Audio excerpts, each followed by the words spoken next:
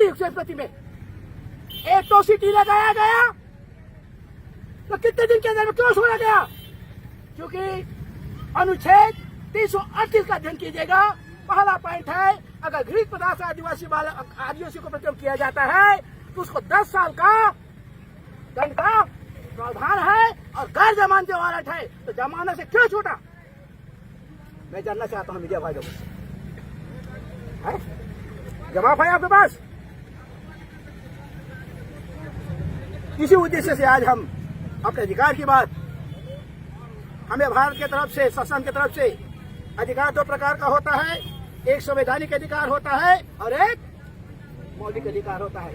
इंसान को जीने के लिए स्वतंत्रता का अधिकार होता है।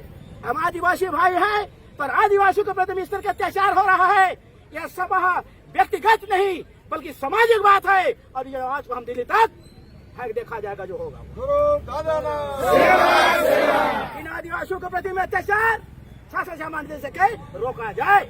और अगला हमारा आने वाला समय में आज हमारा मुख्य उद्देश्य है, छत्तीसगढ़ सरकार या मध्य प्रदेश सरकार या भारत सरकार मानती है कि नहीं मानती है तो मैं नहीं जानता, पर 193 देशों ने जब बैठ करके मिलकर संयुक्त राष्ट्र का गठन हुआ और 9 अगस्त को विश्व आदिवासी दिवस घोषित किया गया, तो आज मंडला के विधायक, सांसद, ये सरकार 9 अगस्त तक क्यों नहीं मनाती? हम जानना चाहते हैं सरकार से, क्योंकि वो इंटरनेशनल है, अंतर्राष्ट्रीय है। कि भारत सरकार शासन के अंतर्राष्ट्रीय की बात को भी नहीं मानती क्या? मनाना चाहिए। हमारा बैनर फोटो उखाड़ा जाता है मंडला में, आदिवासी आते नहीं, क्यों नहीं आते आदिवासी दिवस? जहां आदिवासी दिवस की 9 अगस्त को स्पष्ट निर्देश है कि उस क्षेत्र की सरकार, उस प्रदेश की सरकार, उस देश की सरकार उन आदिवासियों के प्रति में मॉनिटरिंग करे कि उनके आर्थिक उत्थान के लिए सरकार ने क्या कर रही है, उनकी सुरक्षा के लिए क्या प्रदान कर रही है। तो यही तो सुरक्षा प्रदान कर रही है, आदिवासियों के ऊपर पेशाब करने जा रही है। ये सरकार की नीति है, क्या सरकार को बढ़ावा दे रही है? मैं जानना चाहता हूँ, क्या खुला छूट दे रखा है? ये अधिकार की लड़ाई के लिए हमारा यात्रा हो रहा है।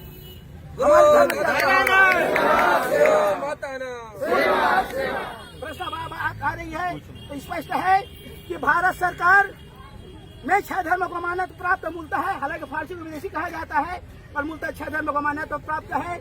और जनगणना में 7वां कॉलम था, उस कॉलम को हटा दिया गया और भारत सरकार सुप्रीम कोर्ट कहती है कि यह सच है कि गौड़ हिंदू नहीं। कोर्ट कहती है, हमारे पास कोर्ट का फैसला भी है, पेपर कटिंग भी है, हम बिना पूछते लगते नहीं। दूसरा, छत्तीसगढ़ भू राज्य संहिता में धारा 164 और 165 में स्पष्ट लिखा हुआ है कि अगर वह जाति का गुण है तो हिंदू नियम लागू नहीं। हमारी सबसे बड़ी समस्या है, हम सरकार से जानना चाहते हैं, जब सरकार कह रहे कि गुण हिंदू नहीं है और छत्तीसगढ़ भू राज्य संहिता कहती है कि हिंदू नियम लागू नहीं होता, तो हमारे ऊपर कौन सा नियम लागू होगा?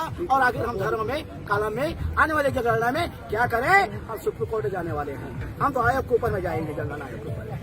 ये क्यों किया जा रहा है? और सरकार से पूछा जा रहा है कि इस समय जनगणना में हम क्या लिखें, क्योंकि हमारा धर्म कोड, हम जाति के गुण है, हमारा धर्म गोंडी है। हमारे मंडला वाले भाई ने कहा कि गोंडी धर्म क्या होता है, तो हम बता देना चाहते हैं। चलिए हमारे साथ, मैंने कहा छिंदवाड़ा, वहाँ देखेंगे कि गौड़ प्रकृति के पुजारी होते हैं।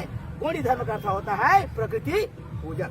अब 1871 जनगणना में अंग्रेज सरकार ने भी जनगणना कराई पहले, तो वहाँ भी हम लोगों को शेड्यूल कास्ट, शेड्यूल ट्राइब और लास्ट में हमको अमित नाम दिया गया था। अमित का क्या होता है? प्रकृति पूजक। ये प्रकृति पूजक है, ये इन धर्मों से अलग है। इसलिए हमारा मूल उद्देश्य है, हमको 7वां कोड कॉलम दिया जाए, जिससे हम आदिवासी भाई अपना भी धर्म कोड हम, क्योंकि अनुच्छेद 15 में स्पष्ट लिखा हुआ है, हम संविधान की बात कर रहे हैं कि धार्मिक स्वतंत्रता का, तो जब जैन धर्म को मान्यता मिल जा रहा है तो करोड़ों संख्या में होने वाले हम धर्म को मानने वाले को सरकार हमको गौड़ी धर्म को मान्यता क्यों नहीं दे रही है? कम से कम हमको 7वां कोड कल हमको प्रदान करें, जिससे हम अपना धर्म लिख सकें।